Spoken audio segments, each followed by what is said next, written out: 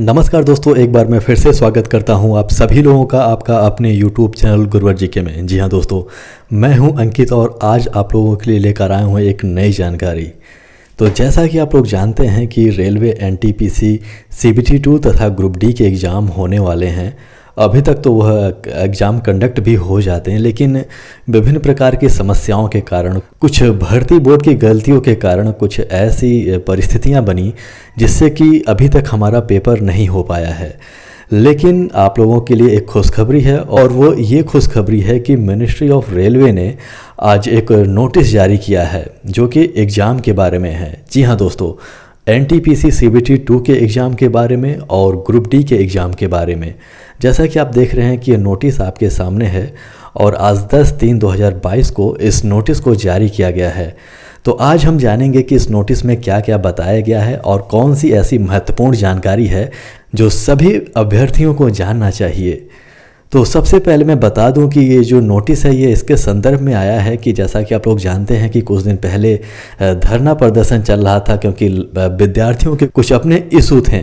कुछ भर्ती बोर्ड ने ऐसी गड़बड़ी की थी जिससे कि बहुत सारे विद्यार्थियों के जो उनका जो जीवन है वो अधर में पड़ गया था। तो ये उसी के संदर्भ में है। जैसा कि आप लोग जानते हैं कि रेलवे बोर्ड ने एक कमेटी का गठन किया था इस बात की जांच करने के लिए और इन सभी चीज़ों का पता लगाने के लिए कि अभ्यर्थियों की समस्या क्या है और उसका समाधान किस प्रकार से किया जा सकता है। तो ये जो नोटिस है ये उसी के संदर्भ में है। तो आइए हम जानते हैं कि इस नोटिस में कौन कौन सी महत्वपूर्ण जानकारियाँ हैं जो आप सभी अभ्यर्थियों को जानना जरूरी है। तो देखिए, सबसे पहला जो बिंदु इसमें दिया हुआ है वो ये है कि अब जो है लड़कों को 20 गुना लिया जाएगा CBT 2 के एग्ज़ाम के लिए। पहले भी 20 गुना बच्चों को लिया गया था, लेकिन उसमें गलती ये की गई थी कि एक ही अभ्यर्थी जिनके रैंक अच्छे थे उन्हें कई सारे पेपरों में मौका दिया गया था और उन्हें 4 विद्यार्थी के रूप में जोड़ा गया था, जबकि वो थे एक ही।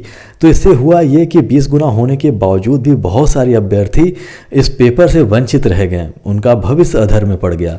तो बहुत सारे अभ्यर्थियों ने इसके संदर्भ में धरना प्रदर्शन दिया और उसी कारण इसमें इस नोटिस में ये बताया गया है कि अब सभी यूनिक अभ्यर्थियों को लिए जाएंगे, यानी कि जो एक अभ्यर्थी लिया जाएगा उसे बस एक बार काउंट किया जाएगा और उसके अलावा 20 गुना अन्य अभ्यर्थियों को इसमें यानी कि CBT 2 के एग्ज़ाम के लिए बुलाया जाएगा।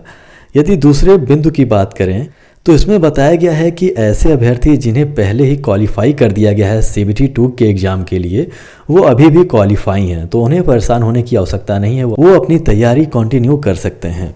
फिर आगे दिया गया है कि जो और एडिशनल अभ्यर्थियों को लिया जाना है उन्हें भी शॉर्ट लिस्टेड किया जाएगा और उनके लिए एक नोटिफिकेशन जारी किया जाएगा बाकायदे, जो कि हर पे स्केल के लेवल का होगा। फिर उसके आगे बात किया जाए तो इसमें बताया गया है कि RRB का जो सेकेंड स्टेज का एग्ज़ाम होगा NTPC के लिए, इस प्रकार का प्रयास रहेगा कि उसे सिंगल शिफ्ट में ही समाप्त कर दिया जाए ताकि नॉर्मलाइजेशन की समस्या न रह पाए। लेकिन जबकि इतने सारे अभ्यर्थी हैं तो हो सकता है कि उसे एक से अधिक शिफ्ट में कराने की आवश्यकता पड़े। तो ऐसे में उसमें जो परसेंटाइल बेस्ड नॉर्मलाइजेशन होगा उसे लागू किया जाएगा इसमें। यानी कि इसमें बताया गया है सामान्य रूप से कि ऐसा प्रयास रहेगा भर्ती बोर्ड का कि एक ही शिफ्ट में एग्ज़ाम्स करा लिए जाएं, लेकिन एक से यदि अधिक शिफ्ट लगते हैं क्योंकि अभ्यर्थी भी अब बढ़ जाएंगे, तो यदि ऐसा होता है तो इसमें सामान्य नॉर्मलाइजेशन जो होता है परसेंटाइल बेस पे उस चीज़ को लागू इसमें किया जाएगा। चलिए अब बात कर लेते हैं ग्रुप डी की। तो अगला जो बिंदु दिया हुआ है ग्रुप डी के बारे में है और इसमें बताया गया है कि अब जो ग्रुप डी का होगा वो बस एक ही एग्ज़ाम होगा, यानी कि CBT फर्स्ट केवल उसका एग्ज़ाम होगा। बीच में जो अलाउंस किया गया था भर्ती बोर्ड के द्वारा कि ग्रुप डी के लिए CBT सेकंड का एग्ज़ाम होगा, अब उसे रद्द कर दिया गया है, यानी कि अब इसमें केवल एक परीक्षा ही आप लोग को देना होगा। तो ये बहुत ही बड़ी खुशखबरी है क्योंकि अभ्यर्थी बहुत ज़्यादा परेशान हो गए थे इस चीज़ को लेकर, क्योंकि और ये होना भी चाहिए क्योंकि बहुत छोटा एग्ज़ाम है। मतलब ग्रुप डी रेलवे का सबसे छोटा एग्ज़ाम है और उसके लिए आप यदि 2 एग्ज़ाम करा रहे हैं तो आप समझ सकते हैं कि क्या स्तर होगा इन सब चीज़ों का। और सबसे बड़ी बात है कि यदि कोई अभ्यर्थी यानी किसी देश के अभ्यर्थी इतना मेहनत करने के बाद इस छोटी सी नौकरी पाते हैं तो यह बड़ी ही गंभीर स्थिति उत्पन्न कर देगी देश के लिए। फिर आगे बताया गया है कि जो ये लेवल 1 यानी कि ग्रुप डी का एग्ज़ाम होगा, इसमें भी प्रयास किया जाएगा कि इसमें अधिक से अधिक शिफ्टों के माध्यम से पेपर कराया जाए, ताकि आपका जो पेपर होगा वह जल्दी से जल्दी समाप्त हो सके। और इसमें भी परसेंटाइल बेस्ड नॉर्मलाइजेशन का प्रयोग किया जाएगा, जो कि बहुत ही आसान होता है और समझने में भी उसे आसानी होती है, और इसमें किसी प्रकार की कोई गड़बड़ी नहीं पाई जाती है। यानी कि इसमें बहुत ज़्यादा लड़के इस बात के लिए परेशान नहीं रहते हैं कि कैसे मेरा इतना ज़्यादा बढ़ गया, इतना घट गया। तो ये जो प्रोसेस है यानी कि परसेंटाइल बेस्ड नॉर्मलाइजेशन जो होता है वो ठीक ठाक नॉर्मलाइजेशन होता है। इसमें बहुत अधिक परेशान होने की आवश्यकता नहीं है। और यदि 1 से 2 अलग अलग शिफ्टों में तो होना ही है, इसमें कोई दो राय नहीं है कि जो ग्रुप डी का जो पेपर होगा वो कई सारी शिफ्टों में होगा, तो इसमें नॉर्मलाइजेशन तो इनको लागू करना ही पड़ेगा। फिर आगे एक बहुत महत्वपूर्ण जानकारी यहाँ पे दी गई है ऐसे अभ्यर्थियों के लिए जो इकोनॉमिकली वीकर सेक्शन के थे, यानी कि ईडब्ल्यूएस सेक्शन के थे, जिन्होंने फॉर्म भरते समय ये लिख तो दिया था, उसमें मतलब टिक कर दिया था कि हम ईडब्ल्यूएस से संबंध रखते हैं, लेकिन उस समय सर्टिफिकेट बनाए नहीं जा रहे थे। अब चूँकि ये 2019 का फॉर्म था, तो बहुत सारे राज्यों में ईडब्ल्यूएस के सर्टिफिकेट अभी बनाए ही नहीं जा रहे थे, लेकिन अभ्यर्थी इस बात को जानते थे कि हम वाकई ईडब्ल्यूएस से संबंध रखते हैं। और रेलवे में भी इस प्रक्रिया के तहत बाकायदे ईडब्ल्यूएस के अभ्यर्थियों के लिए सीटें निर्धारित की गई थी। तो रेलवे इस बात को जानता था, तो इसने ये कहा है कि यदि आपके पास कोई भी ऐसा डॉक्यूमेंट जो आपके इनकम को दर्शाता होगा और जो लीगल डॉक्यूमेंट होगा वो मान्य होगा ईडब्ल्यूएस के सर्टिफिकेट के लिए, तो आप लोग को परेशान होने की आवश्यकता नहीं है। यदि उस समय आप लोग के पास ईडब्ल्यूएस सर्टिफिकेट नहीं था, लेकिन उसके अलावा यदि आपके पास इनकम सर्टिफिकेट था, तो उससे भी आपका काम चल जाने वाला है।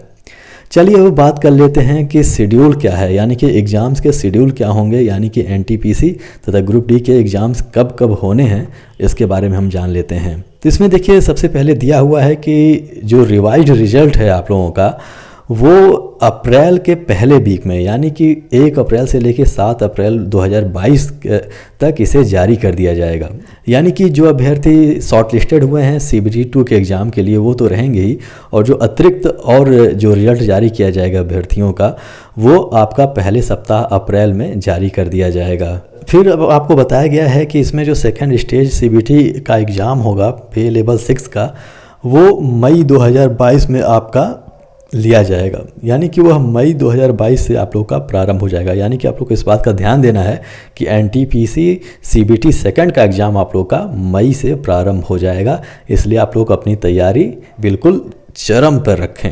और इसी तरह से आगे बताया गया है कि और भी अन्य जो पे स्केल होगा वो उसी तरह से उसको मैनेज करके वो जल्द से जल्द कराए जाने का प्रयास किया जाएगा।